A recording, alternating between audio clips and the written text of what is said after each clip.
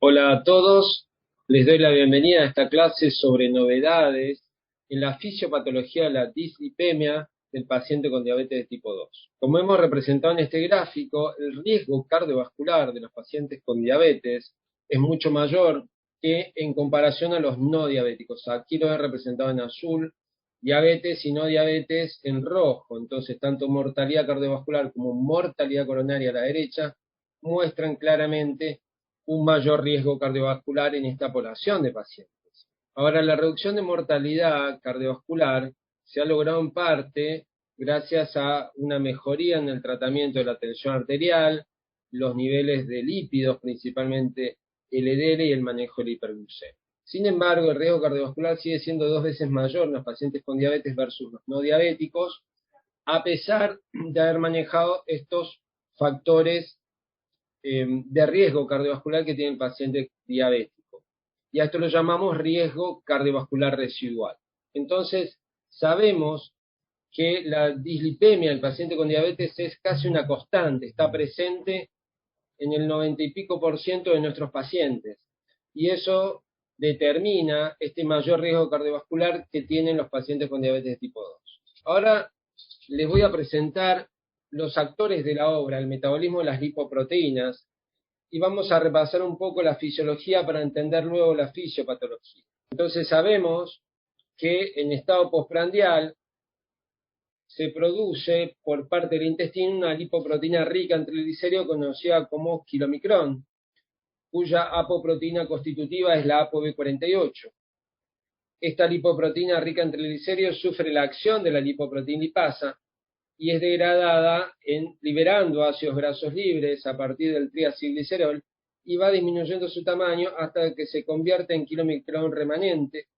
Este kilomicrón remanente es captado a nivel hepático por unos receptores conocidos por la sigla de LRP o proteína relacionada al receptor del LDL que capta el kilomicrón remanente.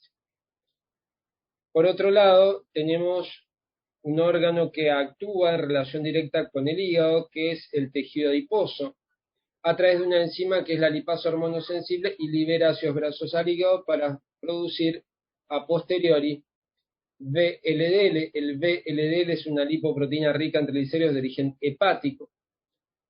Tiene como apoproteína la apoproteína B100, que es una apoproteína constitutiva del VLDL.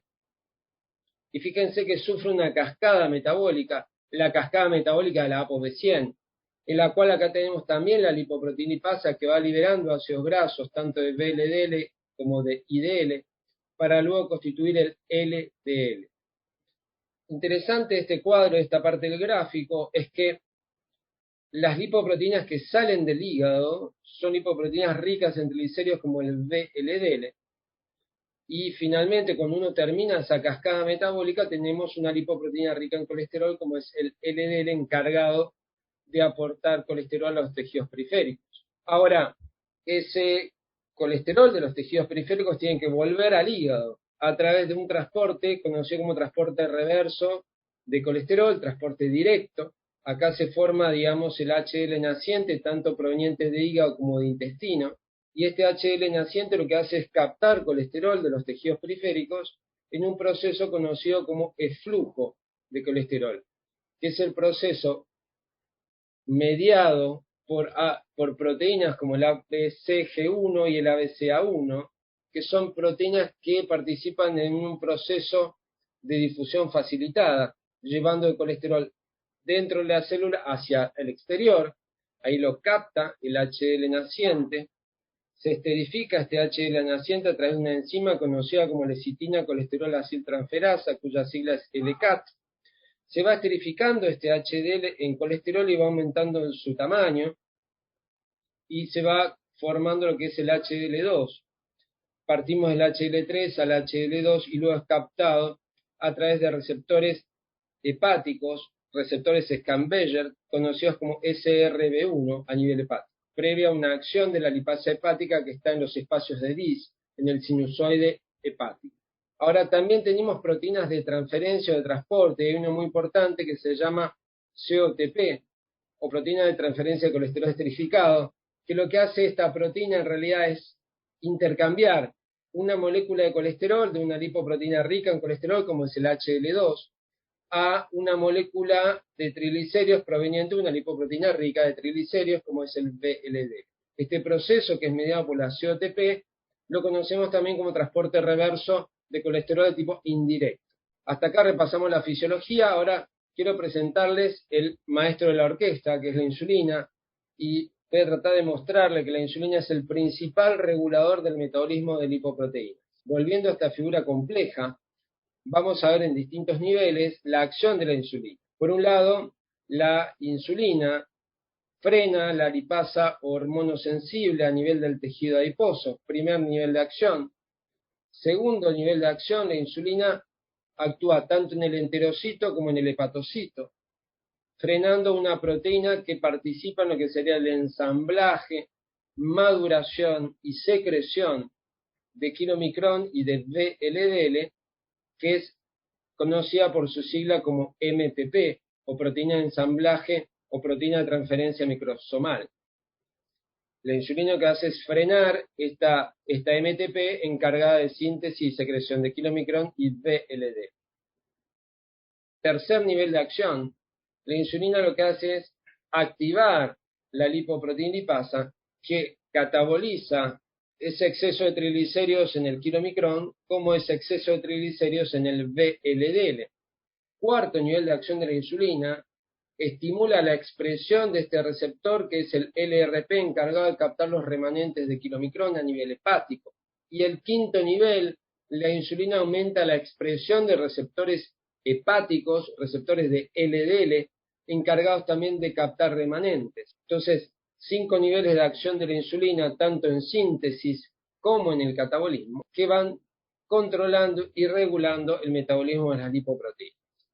¿Cuáles son las características principales de la dislipemia del paciente con diabetes? Los conocimientos actuales sabemos que en gran parte, en realidad, esta fisiopatología está relacionada a la resistencia a la insulina, porque lo vemos también en obesos no diabéticos, pacientes también con síndrome metabólico. Y podemos, dividir de forma pedagógica en 3 categorías: anomalías cuantitativas, anomalías cualitativas de estas lipoproteínas y anomalías cinéticas. Todo esto provoca un perfil heterogéneo. Dentro de las anomalías cuantitativas, el aumento de triglicéridos, principalmente del VLDL, es una de ellas. La disminución del HDL colesterol, recordemos que el HDL colesterol es el encargado de ese transporte reverso, pero generalmente, y cabe la mención de destacar que el LDL colesterol es usualmente normal. Uno, cuando lo mide, la concentración bioquímica sanguínea de LDL colesterol es normal. ¿Cuáles son las anomalías cualitativas? Hay un aumento de un subtipo de partículas de VLDL que son más ricas en triglicéridos, que se llaman VLDL tipo 1.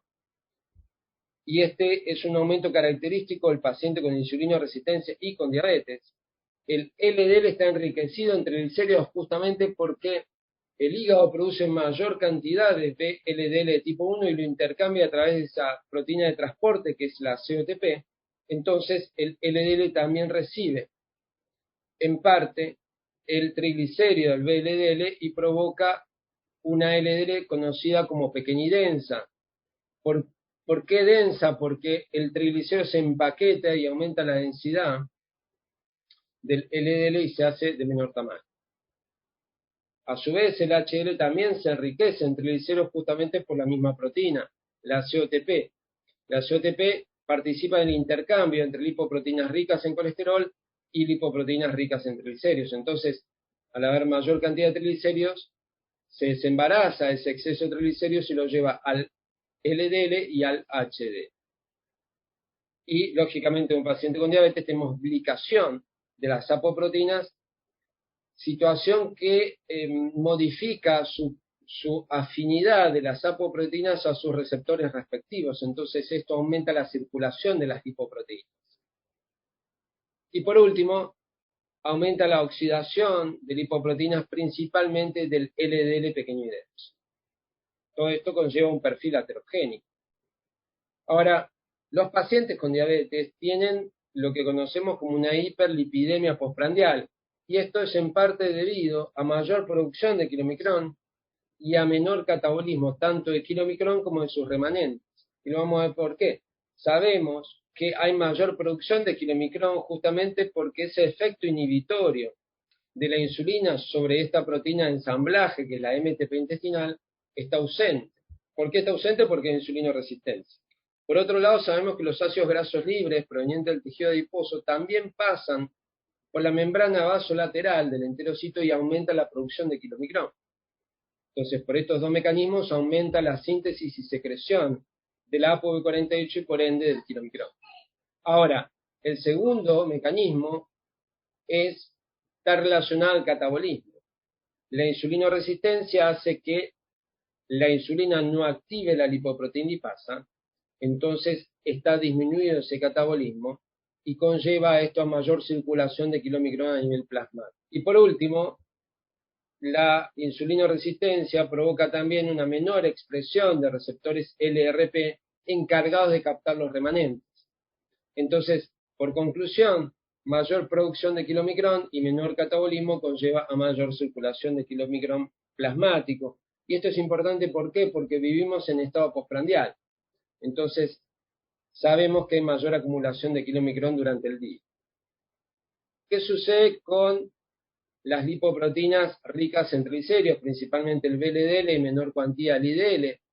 Sabemos que hay mayor producción de VLDL y menor catabolismo tanto de VLDL como de IDL.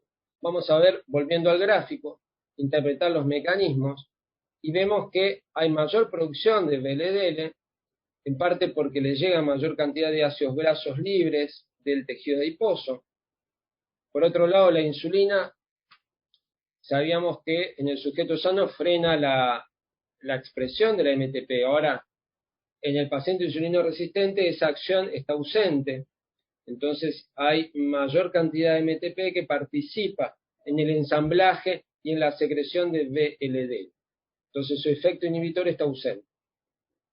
Por otro lado, hay una disminución en el catabolismo. Como sabemos que la insulina activa la lipoproteína lipasa, en el insulinoresistente esta función está disminuida.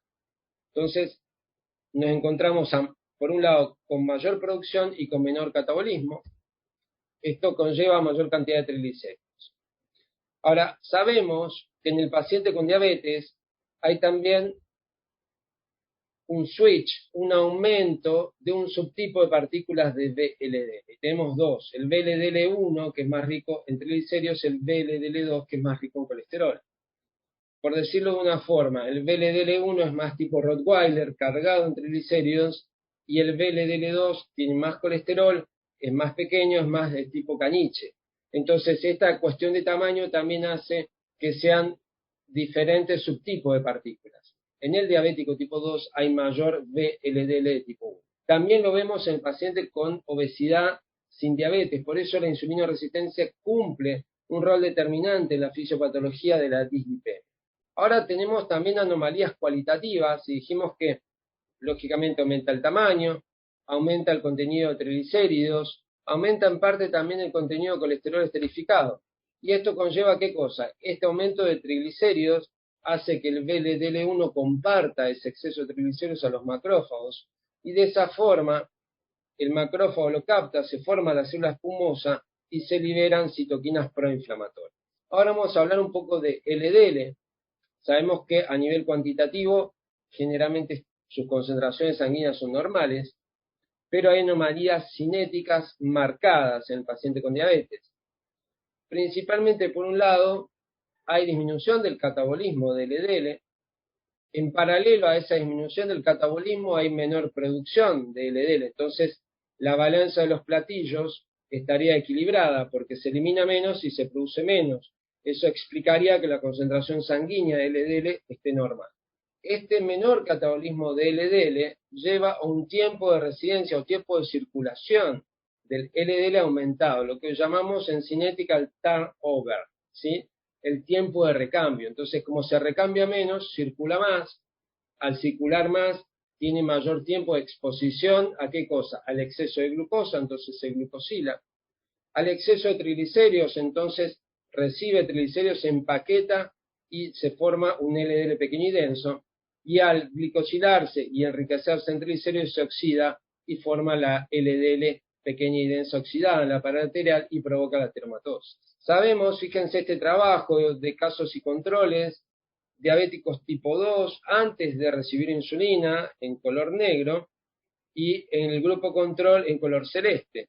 Y en este caso se mide justamente la tasa de catabolismo de la ApoB del LDL. Una vez que el paciente recibe insulina, ¿sí? Como sabemos que el catabolismo del ApoB depende del receptor del LDL, posterior al tratamiento insulínico, fíjense que en color naranja casi no hay diferencia con el grupo control. Entonces, ¿qué muestra este gráfico? Que en realidad el catabolismo de LDL está alterado en los diabéticos con mal control glucémico, pero una vez que logramos el buen control glucémico podemos establecer una normalización del catabolismo en pacientes diabéticos tipo 2 tratados con insulina. Y lógicamente, como vimos en los gráficos anteriores, la insulina es un regulador principal del receptor de LDL, entonces cuando hay insulinoresistencia asociado a una insulinopenia, lo que provoca es menor cantidad de receptores, y cuando yo administro insulina exógena, este receptor, este catabolismo se normaliza en gran parte. Bien, dentro de las anomalías cualitativas, hablamos de la LDL pequeña y densa, justamente porque se enriquece en triglicéridos, se oxida y estimula la producción de citoquinas inflamatorias por el macrófago. La glucooxidación del LDL también provoca mayor liberación de TNF-alfa y de interleuquina 1. Y la glicación de la ApoB aumenta la absorción de LDL por parte del macrófago, y esto conlleva al proceso inflamatorio típico y característico de la ateromatosis. Entonces, volviendo a este gráfico de resumen, dijimos que en el diabético tipo 2 hay menor catabolismo de LDL, menor tiempo de recambio, menor turnover, y ese menor turnover hace que circule mayor tiempo el LDL, todo en gran parte por menor expresión del receptor de LDL a nivel hepático, por deficiencia relativa a la insulina, por su insulinopenia, más la insulinoresistencia. Y esto conlleva a anomalías cualitativas porque circula más tiempo y se expone a la glicosilación de las apoproteínas y también a recibir triglicéridos, y esto provoca la cascada inflamatoria con LDL pequeño y denso, LDL oxidado y LDL glicosilado, como en la parte superior del gráfico. Ahora, ¿qué sucede con el HDL?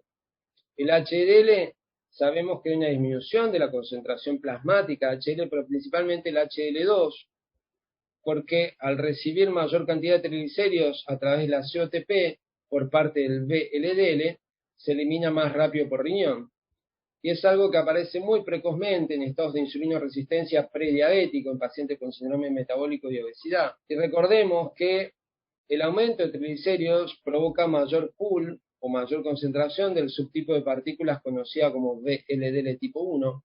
Esto activa esta proteína de intercambio, que es la COTP, con el objetivo de desembarazarse ese exceso de triglicéridos, compartiéndolo a lipoproteínas ricas en colesterol como es el HDL. Entonces, el COTP participa de esta transferencia de VLDL a HDL.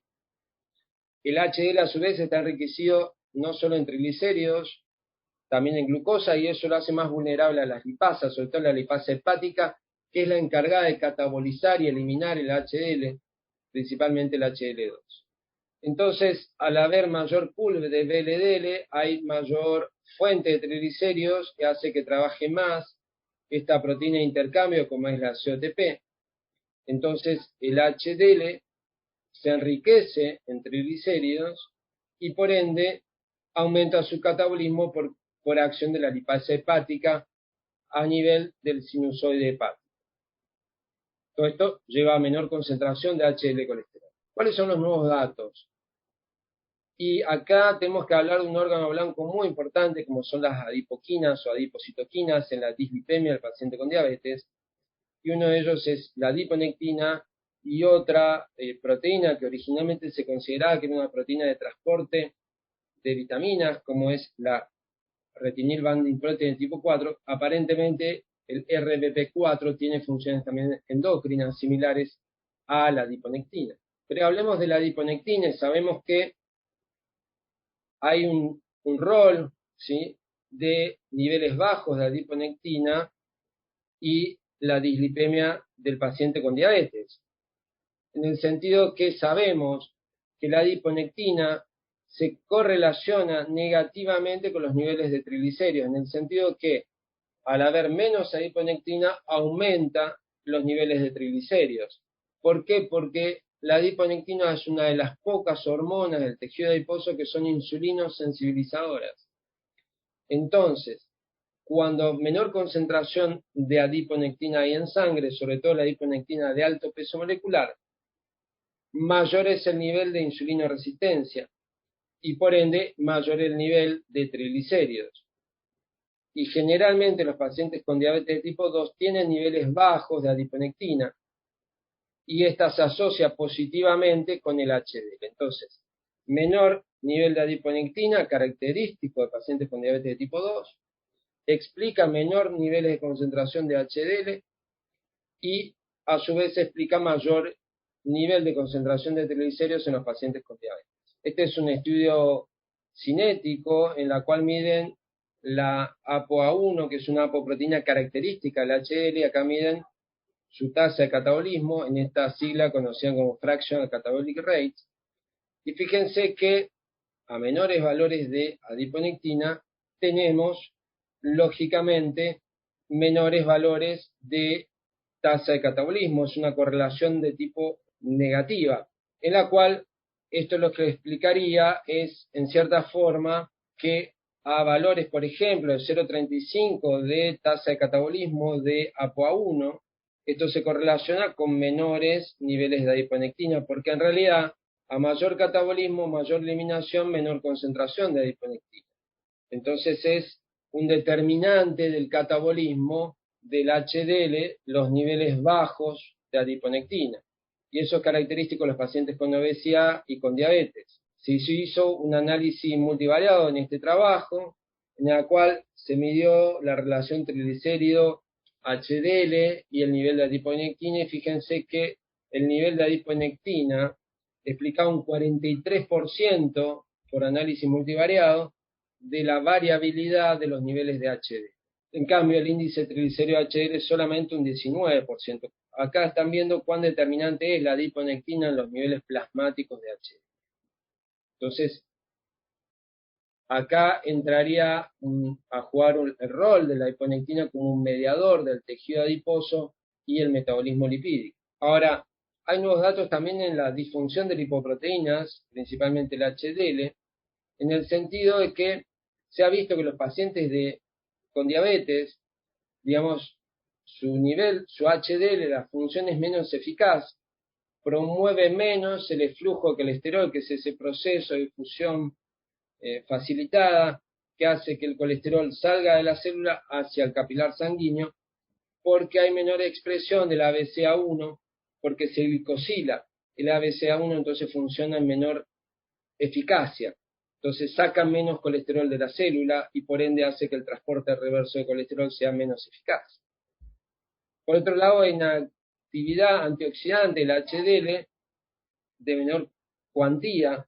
Entonces, una de las funciones del HDL es ateroprotectora, entonces su función antioxidante, al estar disminuido en diabéticos por modificarse su composición, hace que se pierda ese rol protector del HDL.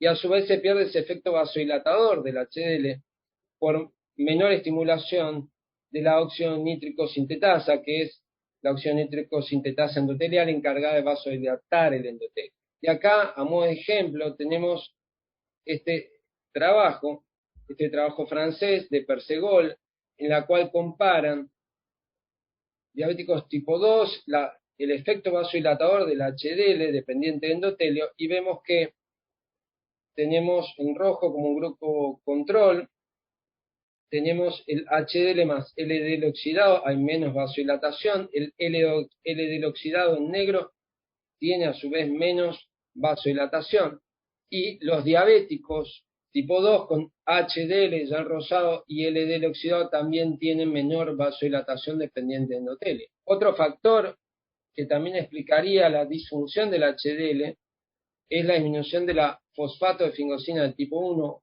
o CYP1, en el HDL porque se ha visto que en pacientes con diabetes de tipo 2 y en síndrome metabólico hay disminución.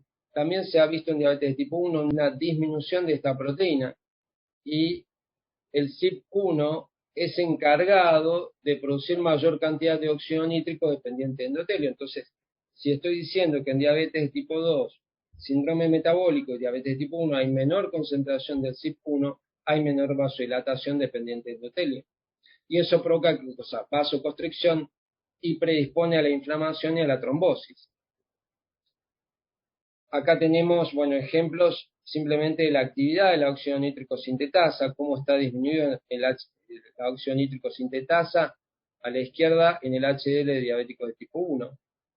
Y se ha visto que al añadir CYP en modelos experimentales de pacientes con diabetes, la producción del óxido nítrico disminuye y esto es dependiente del endotelio. Última escena de la obra, como para ir resumiendo, sabemos que los pacientes con diabetes tienen, primer orden, mayor producción de VLDL. Sabemos que hay una superproducción de VLDL tipo 1. También hay mayor producción de kilomicrón en el intestino. Tercer nivel, hay menor catabolismo tanto de VLDL como de kilomicrón por menor actividad de la lipoproteinipasa. Esto conlleva a mayor concentración sanguínea de triglicéridos. Y por otro nivel, dentro de la insulinoresistencia del paciente con diabetes hay mayor producción de VLDL tipo 1. Esto conlleva a formación de células espumosas y proteínas citoinflamatorias. Y por quinto nivel tenemos una menor expresión de los receptores hepáticos de LDL con menor recambio, menor turnover, y eso conlleva a mayor exposición del LDL. Entonces se forman las anomalías cualitativas del LDL porque se oxida, se carga en triglicéridos y se glucosila. Y esto conlleva a modificaciones cualitativas como el LDL pequeño y denso, el LDL oxidado, el LDL glucosilado, el punto 6, que provoca mayor concentración de proteínas inflamatorias por parte del macrófago. Séptimo nivel, hay un aumento, en este caso de la COTP, que es esta proteína de intercambio entre lipoproteínas ricas en triglicéridos y el HDL y el LDL. Entonces, la mayor acción de la COTP conlleva justamente a que el HDL se enriquezca en triglicéridos y sea catabolizado más rápidamente por la lipasa hepática. Y eso explicaría el mayor catabolismo, la menor concentración de HDL. Y no olvidemos, uno de los últimos factores, que la disminución de adiponectina, que tiene una correlación directa con los niveles de HDL, a menor adiponectina, menor HDL, y una correlación inversa con el triglicérido, entonces explicaría la mayor concentración de triglicéridos. Entonces verán con este cuadro lo complejo de la fisiopatología del paciente con diabetes. Por último, la disfunción en la calidad y en funciones antioxidativas, en funciones vasodilatadoras que son dependientes del HDL, es una de las últimas características del paciente con diabetes. En relación a las perspectivas del tratamiento en la dislipemia del paciente diabético tipo 2, sabemos claramente que las estatinas se recomiendan en la mayoría de los pacientes con diabetes de tipo 2, de riesgo moderado, alto o muy alto, y eso hay una sólida evidencia. Sabemos que una reducción de 1 milimol de LDL, que representa aproximadamente 40 miligramos de LDL, baja entre 22 y 25% aproximadamente el MACE, pero esto va a depender también de acuerdo a las metas. Sabemos que un paciente de alto riesgo cardiovascular podemos llegar a buscar un valor de LDL por debajo de 100 miligramos, y de riesgo muy alto o riesgo extremo podemos llegar a buscar valores de LDL por debajo de 70 o por debajo de 55. El uso de ezetimibe, que es un hipolipemiante de acción intestinal, también ha mostrado eficacia en reducir el MACE, y también los anticuerpos anti-PCSK9 ya ocupan un lugar en el tratamiento de los pacientes con diabetes de tipo 2. Entonces, estas son las nuevas guías publicadas en 2019. Sabemos que los pacientes con riesgo bajo buscan valores de 116 miligramos por decilitro de LDL, los pacientes con riesgo moderado por debajo de 100, y esto incluye diabéticos tipo 2 menores a 50 años con menos de 10 años de duración, o diabéticos tipo 1 jóvenes con menos de 35 años. En síntesis, todo diabético en general es de riesgo moderado, alto o muy alto. Riesgo alto tenemos pacientes con diabetes de más de 10 años de duración, en el cual la meta es llegar a valores de LDL por debajo de 70 miligramos por decilitro y una reducción de LDL en un 50% del basal. Entonces, un criterio compuesto: llegar a menos de 70 y bajar un 50% del basal. Y riesgo extremo, riesgo muy alto, ya son diabéticos con daño de órgano blanco, por ejemplo, microalbuminuria, o pacientes con enfermedad cardiovascular establecida, en el cual buscamos lo mismo: LDL por debajo de 55 y una reducción del 50% del basal. Ahora, acá hemos representado que la potencia de los hipolipemiantes. Por un lado, las estatinas de moderada intensidad, como puede ser, por ejemplo, una simvastatina, una pitavastatina, bajo un 30%. Las estatinas de alta intensidad, como la torva o la rosuvastatina, bajo un 50%. A dosis moderadas, entre 20 a 40 miligramos de rosuvastatina o 40 a 80 de atorvastatina. Ahora, cuando asociamos dosis moderadas, tanto de atorva como de rosuvastatina, con el ezetimibe, la eficacia aumenta casi un 15% y llegamos a valores del 65%. Los inhibidores PCSK9 tienen una eficacia del 60% y si adherimos inhibidor PCSK9 más estatina llegamos a 75%, y lo que sería triterapia, inhibidor PCSK9, estatina y ezetimibe llegamos a 85%.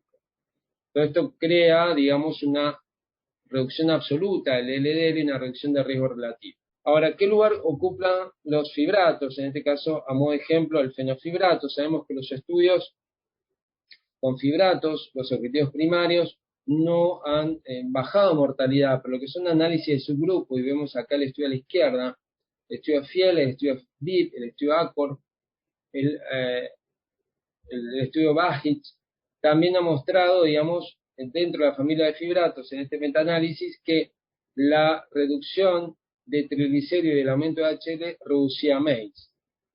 Entonces, en un paciente con diabetes de tipo 2, cuyo LDL está en meta, podemos considerar la asociación de fenofibrato para bajar los triglicéridos y aumentar el HDL, y de esa forma aumentar, digamos, la eficacia de los fibratos en reducir los eventos cardiovasculares. Todavía estamos esperando un estudio que está ongoing, que es el estudio Prominent con pemafibrato.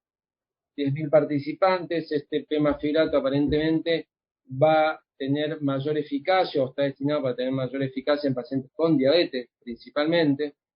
Y bueno, estamos esperando los resultados de este estudio. ¿Cuáles son las perspectivas de futuro? Bueno, por un lado, mejorar la dislipemia diabética con algunos antidiabéticos, ya sean inyectables, como puede ser el semaglutide o el liraglutide. Semaglutide sabemos que es de inyección semanal, el liraglutide es de inyección diaria. Otros agentes que pueden modificar el sistema endocannabinoide, también modificando la composición de HDL para restaurar sus propiedades antiaterogénicas, como la dieta, la modificación de la microbiota intestinal, algunas nuevas drogas que mimetizan el HDL y partículas símil HDL también serían las perspectivas de futuro. Entonces, como conclusión, la dislipemia diabética incluye anomalías cuantitativas, cualitativas y cinéticas de lipoproteínas que son aterogénicas y explican en gran parte el riesgo cardiovascular residual que tienen estos pacientes con diabetes de tipo 2. La insulinoresistencia cumple un rol determinante, y no nos olvidemos de mencionar dentro de esta fisiopatología a las adipoquinas, principalmente la adiponectina, y la disfunción del HDL es una característica que debe ser considerada a futuro como una alternativa o un target terapéutico. Hasta el momento el tratamiento se basa principalmente en reducción de LDL con estatinas. Si no logro con estatinas, paso a ezetimibe, o también puedo utilizar inhibidor PCSK9. Tiene como bemol que el precio es muy elevado, pero es muy eficaz. Y como segunda línea, en este caso para disminuir los triglicéridos, puedo utilizar el fenofibrato. Para el futuro, nuevos agentes antidiabéticos, modificar la composición de HDL, etcétera. El futuro es incierto, pero probablemente siga saliendo. Muchas gracias por su atención.